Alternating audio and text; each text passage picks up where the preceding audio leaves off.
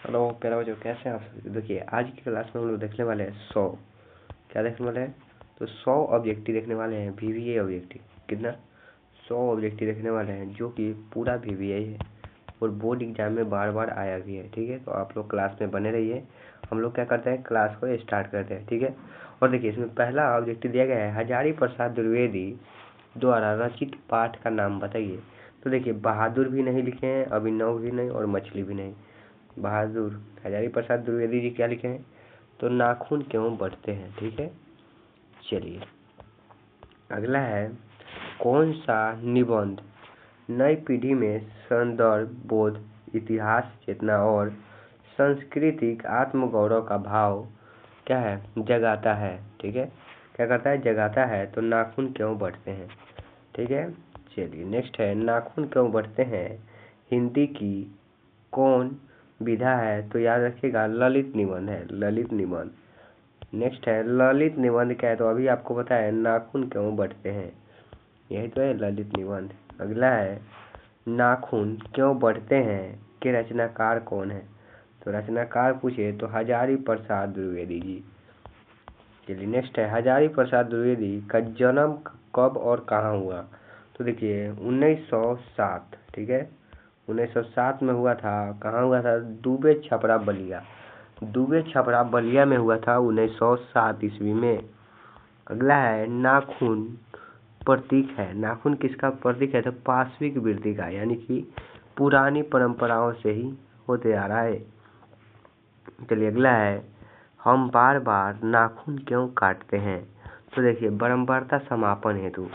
किस लिए काटते हैं हम लोग? तो बारंबारता समापन हेतु बार बार नाखून हम लोग क्या करते हैं, काटते हैं। चलिए अगला है, द्विवेदी जी ने से किनसे द्विवेदी जी से किसने पूछा था नाखून क्यों बढ़ते हैं। तो लड़की ने पूछा था। किसने पूछा था? लड़की ने पूछा था। अगला है, काट दीजिए वे चुपचाप दंड स्वीकार कर लेंगे पर निर्लज अपराधी की भांति फिर छूटते ही शेड पर हाजिर। प्रस्तुत पंक्ति किस पाठ से ली गई है। तो ये नाखूनों के बारे में ही कहा गया है। इसे काट दीजिए और फिर ये बड़े हो जाते हैं।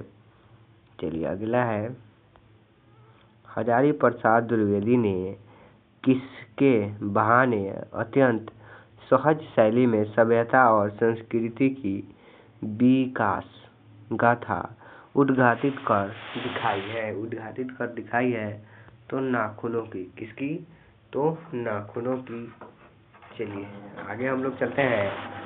अगला क्वेश्चन है, हजारी प्रसाद द्विवेदी किस विश्वविद्यालय में प्रोफेसर और प्रशासनिक पद पर रहे हैं। देखिए काशी हिंदू विश्वविद्यालय, शांति निकेतन विश्वविद्यालय, चंडीगढ़ विश्वविद्यालय, इन सभी में रहे हैं, यानी कि ऑप्शन नंबर डी हो जाएगा। ठीक है चलिए अगला है, द्विवेदी जी को किस रचना के लिए साहित्य अकादमी पुरस्कार मिला। तो आलोक पर्व। कौन सी रचना? आलोक पर्व के लिए। चलिए नेक्स्ट है, लेखक के अनुसार मनुष्य के नाखून किसके जीववत प्रतीक है। तो पाशविक वृत्ति का। किसके? तो पाशविक वृत्ति का। अगला है, सहजात वृत्तियाँ किसे कहते हैं। तो अनजान स्मृतियों को। किसे कहते हैं? अनजान स्मृतियों को। अगला है, हजारी प्रसाद द्विवेदी के कौन सा निबंध नई पीढ़ी में संदर्भ बोध, इतिहास चेतना और सांस्कृतिक आत्मगौरव का भाव जगाता है। तो नाखून क्यों बढ़ते हैं। अगला है, लेखक के अनुसार नाखून की विविध आकृति कौन सी है। तो देखिए त्रिकोण भी है, वृत्ताकार भी है, चंद्राकार भी है, यानी कि उपयुक्त डी मान लीजिए, ऑप्शन नंबर डी। अगला है, विचार और वितर्क किस लेखक की रचना है। तो हजारी प्रसाद द्विवेदी, याद रखिएगा हजारी प्रसाद द्विवेदी। अगला है, नाखून बार बार काटते रहना और अलंकृत करते रहना निरूपित करता है। तो क्या निरूपित करता है? तो सौंदर्य बोध और सांस्कृतिक चेतना का।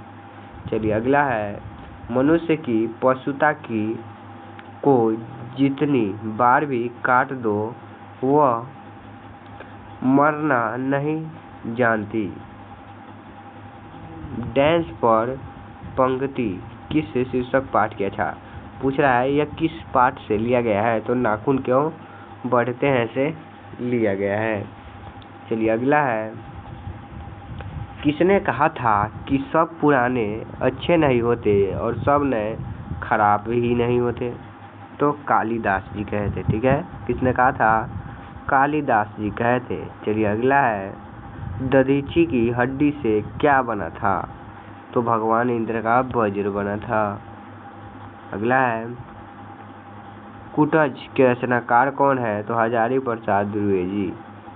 कुटज के रचनाकार हजारी प्रसाद द्विवेदी। चलिए अगला है, आलोक पर्व किसकी कृति है? तो हजारी प्रसाद द्विवेदी की। ठीक है, चलिए अगला है, मनुष्य किस ओर बढ़ रहा है? पशुता की ओर या मनुष्यता?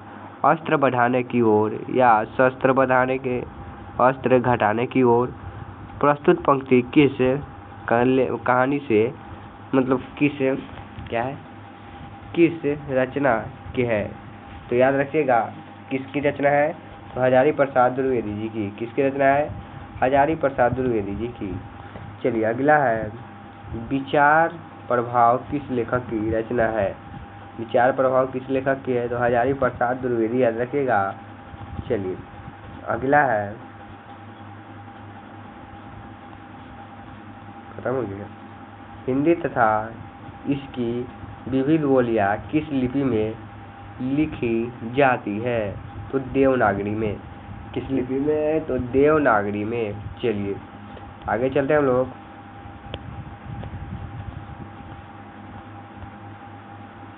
नेक्स्ट है, बहादुर शीर्षक कहानी के लेखक कौन है? तो अमरकांत जी। ठीक है, कौन है? अमरकांत जी। अगला है, हिंदी के सशक्त कथाकार अमरकांत का जन्म कहाँ हुआ था? तो नागरा बलिया उत्तर प्रदेश। कहाँ हुआ था? नागरा बलिया उत्तर प्रदेश में हुआ था। अगला है, लेखक अमरकांत का जन्म कब हुआ था? तो कब हुआ था जी? तो जुलाई 1925। कब हुआ था? 1925 में। चलिए नेक्स्ट है, अमरकांत लिखित कहानी का नाम बताइए। तो बहादुर हो जाएगा। अगला है, बहादुर कहानी का पात्र बहादुर क्या है? तो घरेलू नौकर है। आप लोगों को मालूम है कि नहीं? बहादुर क्या है? घरेलू नौकर है। और बहादुर पर क्या इल्जाम लगा है? तो 11 रुपए चुराने का इल्जाम लगाया गया है। बहादुर लेखक के घर से क्या लेकर भागा था? तो देखिए, कोई भी सामान लेकर बहादुर नहीं भागा था। ठीक है, चलिए अगला है, बहादुर का पूरा नाम बताइए। तो बहादुर का पूरा नाम है दिल बहादुर। क्या है? दिल बहादुर। चलिए आगे चलते हैं हम लोग। आगे है, बहादुर कहाँ का रहने वाला था? तो बहादुर कहाँ का रहने वाला था? नेपाल। ठीक है, नेपाल का रहने वाला था। चलिए आगे चलते हैं हम लोग। बहादुर की उम्र कितनी थी? तो 12 से 13 वर्ष।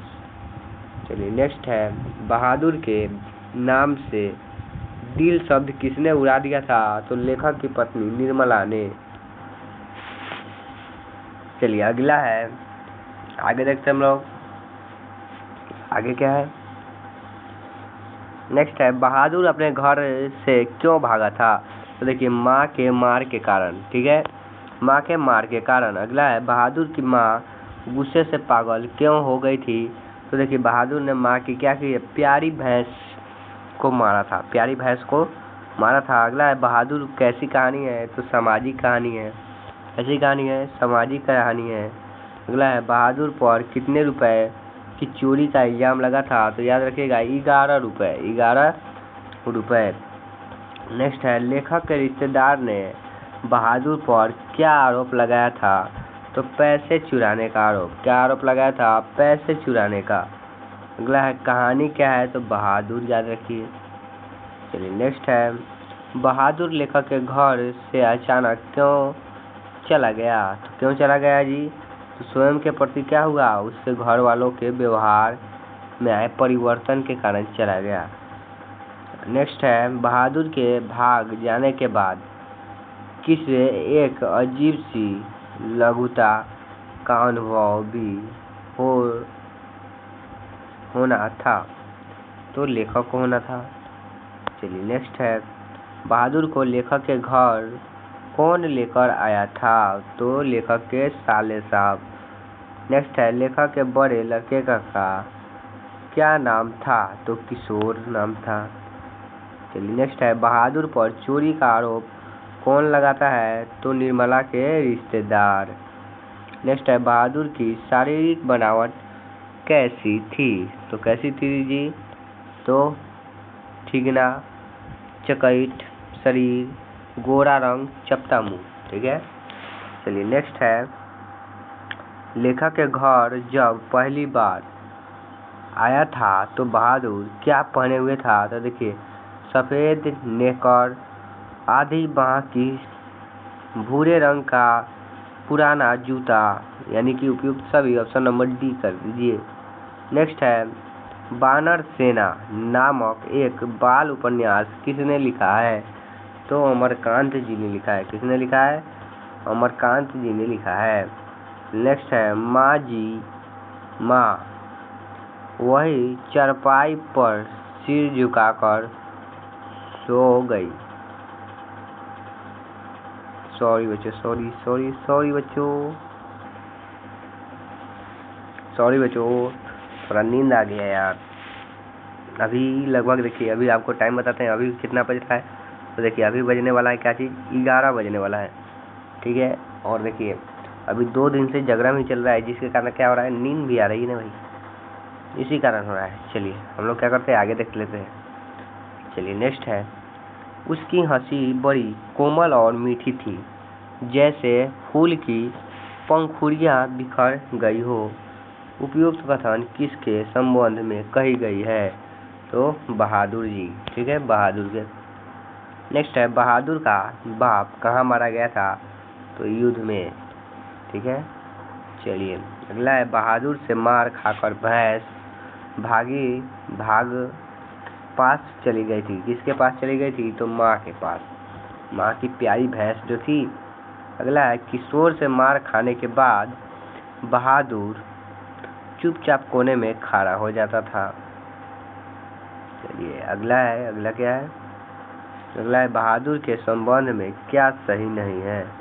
क्या नहीं सही जी? एक नेपाली लड़का है, सही बात है। बहुत ही हंसमुख और मेहनती था। माँ से पिटाई के कारण घर छोड़कर भागकर आया था। वह लेखक के रिश्तेदार का पैसा चुरा लिया था। देखिए ये गलत बात है। ए बी सी ये तीनों तो सही है, लेकिन ये जो चौथा है ये गलत बात है। बहादुर ने कोई पैसा नहीं चुराया था। चलिए आगे हम लोग देखते हैं, दिल बहादुर है क्या है? तो लेखक का नौकर है। नेक्स्ट है, बहादुर को सुअर का बच्चा किसने कहा था? तो किशोर ने कहा था। किसने कहा था? किशोर ने कहा था। नेक्स्ट है, लेखक के बड़े लड़के का क्या नाम है? तो किशोर। ठीक है। चलिए, जिंदगी और जोक किनकी रचना है? तो अमरकांत जी की। नेक्स्ट है, अमरकांत की कौन सी कहानी अखिल भारतीय कहानी प्रतियोगिता में पुरस्कृत हुई है? तो डिप्टी कलेक्टरी। कौन सा? डिप्टी कलेक्टरी। नेक्स्ट है, बहादुर के चले जाने के बाद किसे अजीब सी लघुता का अनुभव हो रहा था। ठीक है, हो रहा था।